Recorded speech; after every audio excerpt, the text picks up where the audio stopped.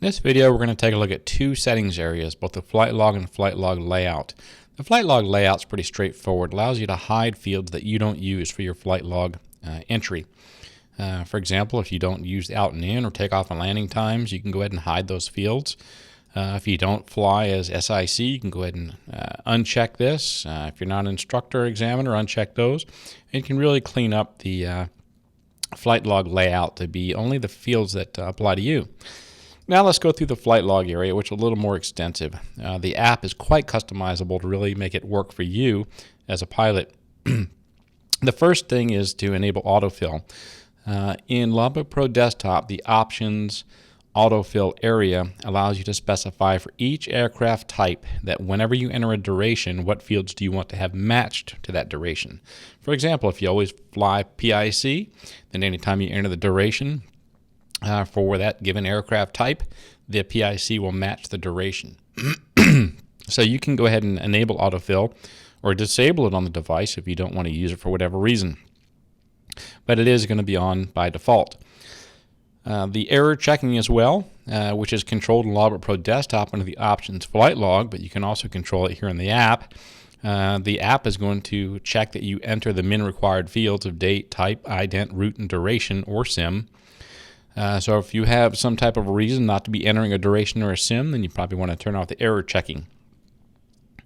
You can restrict the aircraft type picker, the list of your aircraft types, to only those that are marked as active in Logbook Pro Desktop in the options aircraft area. So if you don't fly a J3 Piper Cub anymore that you flew many years ago, you go ahead and uncheck the active checkbox in Logbook Pro Desktop options aircraft, as specified here in this information, and then it won't show in a pick list because you're obviously not flying it. Now you can specify your default aircraft type in ident, so when you start a new flight log entry, you can have those entered for you. You can also have Logbook Pro automatically enter the last information that was used from your last flight log entry. So if you want to always have today's date entered on your new flight, then you want to go ahead and uncheck the recall last date, and that way you'll always get today's date. Now if it is checked and maybe you're entering flights, it's August now, maybe you're entering flights from January, and you want to go from January 1st to January 2nd to January 7th, then it's going to be a lot easier to pick the nearby dates if you have it remember your last entered date and then you just adjusted a day or two. You can also have it automatically enter your last aircraft type, your last ident. So when you fly a Cessna 172 today and then you go and add another flight, it will automatically be selected for Cessna 172. So all these are options to help speed up your flight logging. The same thing applies for any custom text. For example, those of you that may have a custom text field for a crew that you flew with. If you're entering 5 legs for the day and your crew hasn't changed, then it can automatically be entered for you. There are some more advanced options for the route field. So maybe you're flying from RIC to DFW, or you're just going to fly local. You can recall the last route.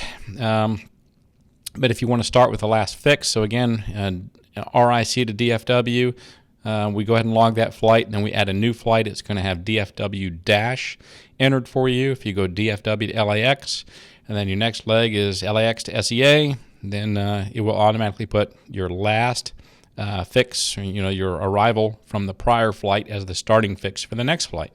So you can enable or disable that as well. If you want to use ICAO, IATA, or FAA codes, this is really only for the nearby airport functionality.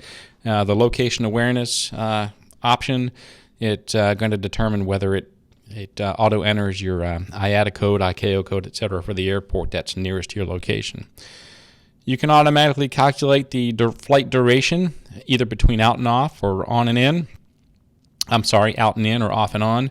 Takeoff and landing rather. The default is takeoff to landing, but if you want your duration to be out to in, you can change to that method. Now the system is also smart that when you're making a flight log entry, if you only enter out and in, let's say we have this to takeoff and landing.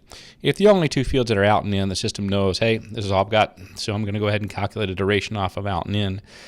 So if you have all 4 entered, is really If you have out and in and takeoff and landing entered, then this is going to determine which pair is going to be used for the duration. You can have Logbook Pro automatically interval your out and off on and in times per these here below. So if you enter and out of 1 p.m., then your off will be automatically entered for you at 1:15. So if you don't want to use intervals and you just want the fields to default empty, you can go ahead and clear that checkbox. And then you can also, the time between your landing or in time to your next out or off time, so you can set all these intervals to help make the preloading of data easier for you. So this video we covered two areas, both the flight log and the flight log layout options, or settings. You can go ahead and become familiar with these and help make Logbook Pro Mobile work for you and most efficient to keep your flight logging time to a minimum.